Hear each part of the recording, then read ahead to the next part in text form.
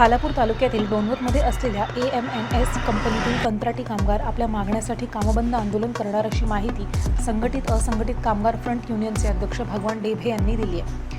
इथल्या पूर्वीची उत्तम स्टील आणि आताची AMNS ह्या कंपनीतील अनेक कंत्राटी कामगार गेल्या अनेक वर्षांपासून आपल्या मागण्यासाठी भगवान डेभे यांच्या नेतृत्वात कायदेशीर मार्गाने लढा देत आहेत।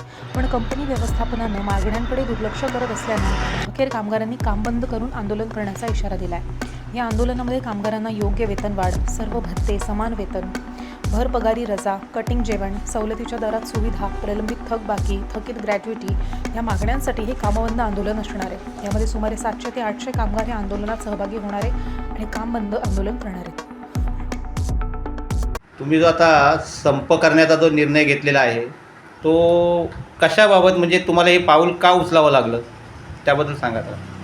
मे 2023 पासून AMNS मध्ये कंत्राटी पद्धतीवरती काम करणाऱ्या कामगारांना ज्या मूलभूत सोयी सुविधा मिळाल्या होत्या की रजा असतील, वार्षिक रजा असतील किंवा पगारवाढ असेल की ज्या तुटपुंज्या पगारावर त्यांना त्यांचं घर चालवावं लागतं, तर वर्षभर काम केल्यानंतर भर पगार रजा मिळते। 240 दिवस भरल्यावरती 12 दिवस रजा मिळते। तर आज तागायत कंपनीनं कधीच कामगारांना रजा दिली नाही। ती रजा मिळावी यासाठी आम्ही कारखाने अधिनियमाखाली फॅक्टरी ॲक्टमध्ये फॅक्टरी इन्स्पेक्टरला तक्रार दाखल केली आणि त्यानंतर सप्टेंबर 2024 पासून कामगारांना रजा मिळण्यास सुरुवात झाली। तोपर्यंत विकली ऑफ पण मिळत नव्हती आणि आता वार्षिक भरपगार रजा तर मिळतच नाही आहे।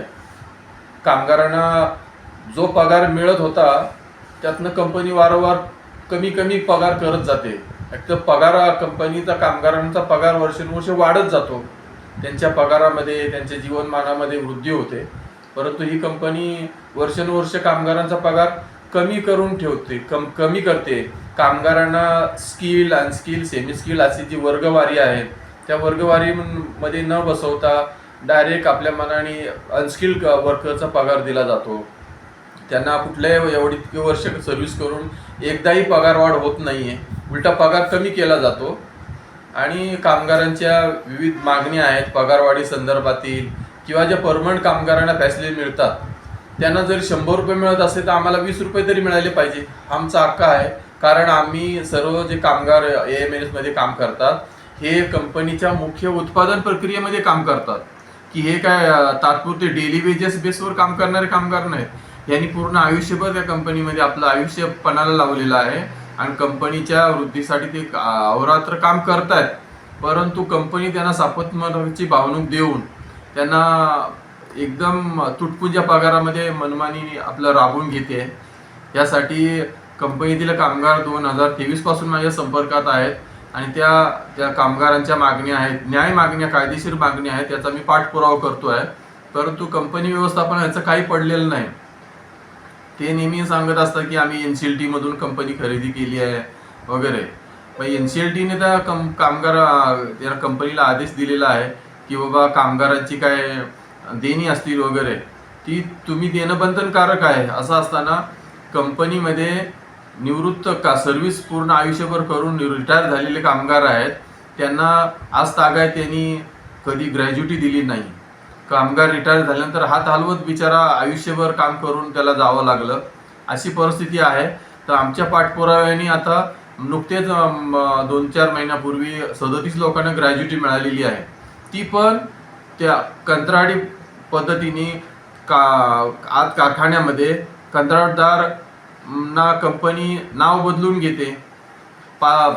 4-5 वर्ष सर्व्हिस झाली की दुसऱ्या नावाने कंत्राट, परत 4-5 वर्ष झाली की दुसऱ्या नावाने कंत्राट, असं त्यांची सर्व्हिस त्यांचा 1987ला कंपनी चालू झाली आहे तेव्हापासून आज तागायत ते लोक काम करतात, पण त्यांना किती तुटपुंजी 10-12 वर्षाची सर्व्हिस मिळालेली आहे, एवढं आयुष्यभर सर्व्हिस करून पण।